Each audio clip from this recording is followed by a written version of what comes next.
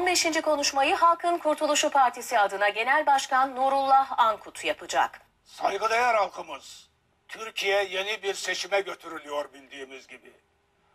Fakat bu sadece göstermelik bir seçim. 1950'den beri, yani 65 yıldan bu yana sandıktan her seferinde Amerika'nın istediği iktidarlar çıkarılıyor. Yani biz değil, Amerika seçiyor. Bu bir oyun, bir hile, bir düzen, bir kandırmaca. Neyse geçelim. Türkiye'nin bugün içinde bulunduğu duruma, daha doğrusu içine sürüklendiği, düşürüldüğü duruma bakınca seçimlerin falan hiçbir önem taşımadığını görürüz.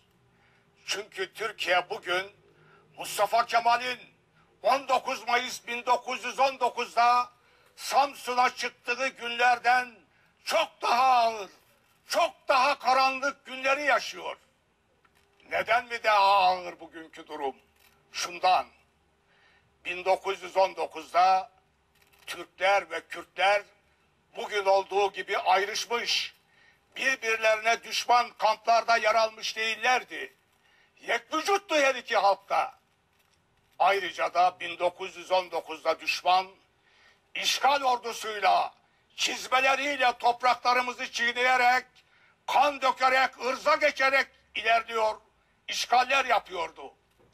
Ege'de batılı emperyalistlerin maşası Yunan ordusu, güneyde Fransız ve İtalyan emperyalistleri, Karadeniz'de yine İngiliz emperyalistlerinin maşası Pontus çeteleri, doğuda ise yine İngiliz, Amerikan, Fransız emperyalistlerinin maşası Ermeni ordusu insanlık dışı katliamlarını sürdürüyordu.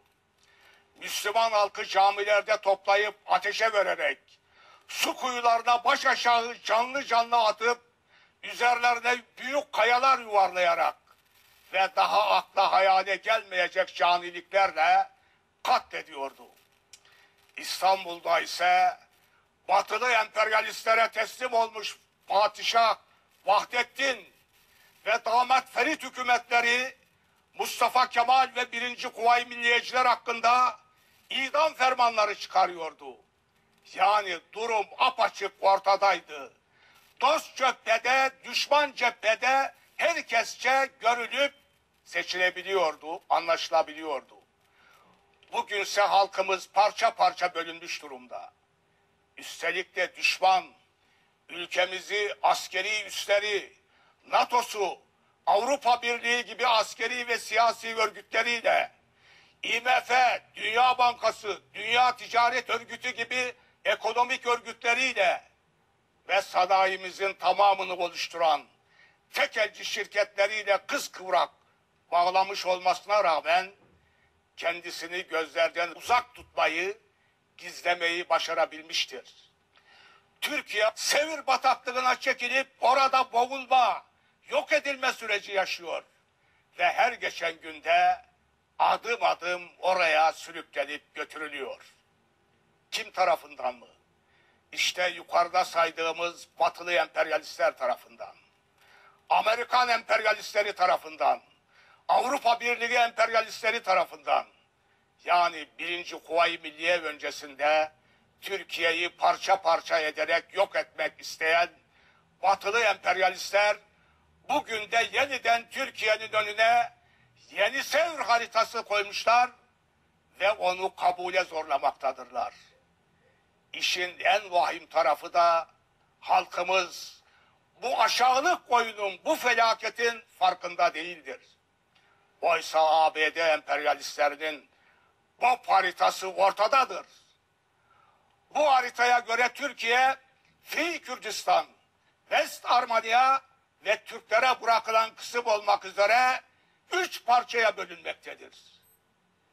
Türkiye'de ise 13 yıldan bu yana iktidarda bulunan partinin başı, AKP'nin büyük patronu, ben BOP'un, yani Büyük Orta Doğu ve Genişletilmiş Afrika Projesi'nin eş başkanlarından bir tanesiyim ve biz bu görevi yapıyoruz diyerek televizyon ekranlarından, kürsülerden onlarca kez dile getirmiştir bu ihanetini.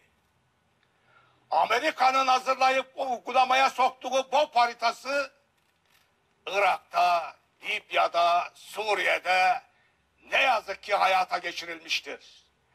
Bu ülkeler üçer parçaya bölünmüş, üstelik de hepsi kan deryasına döndürülmüştür. Şimdi de gözlerini Türkiye'ye çevirmişlerdir. Türkiye'ye çevirmişlerdir. Sıra sende Türkiye diyorlar. Bölünme vaktin geldi.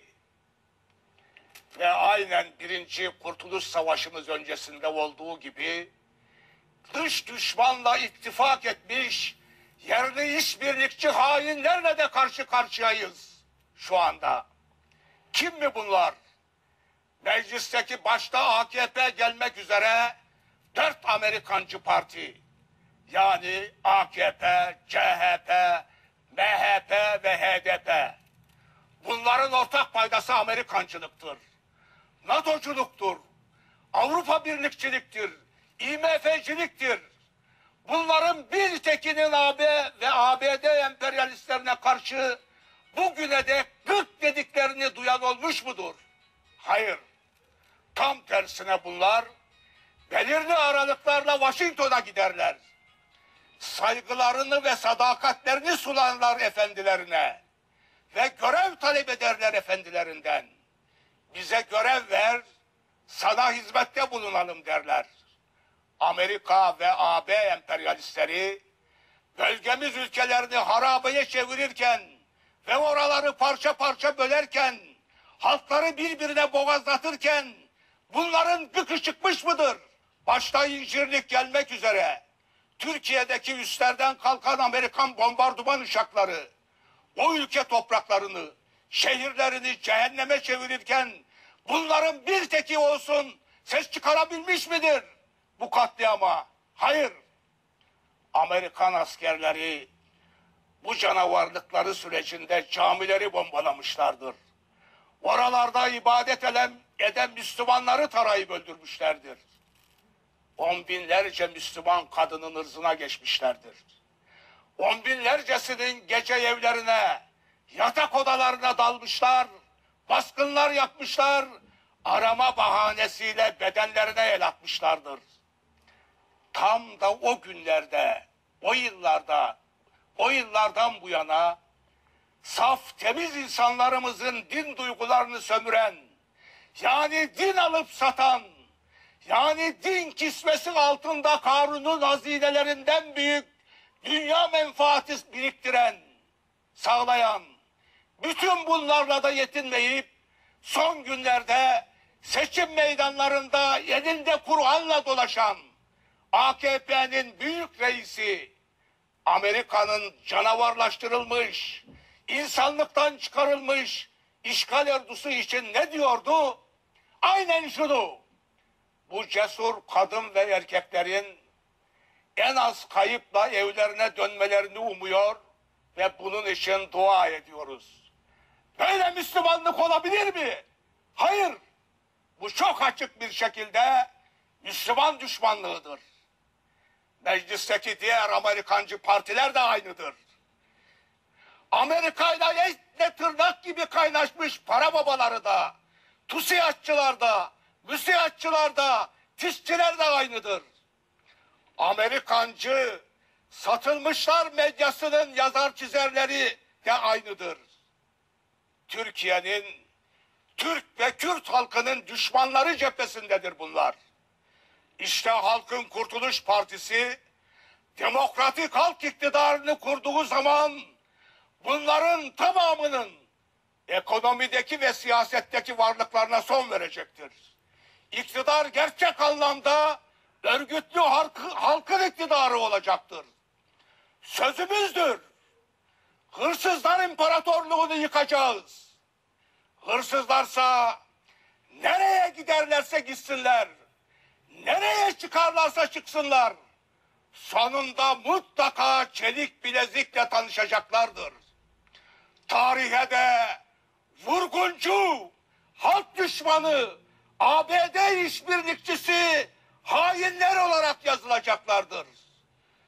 Halkız,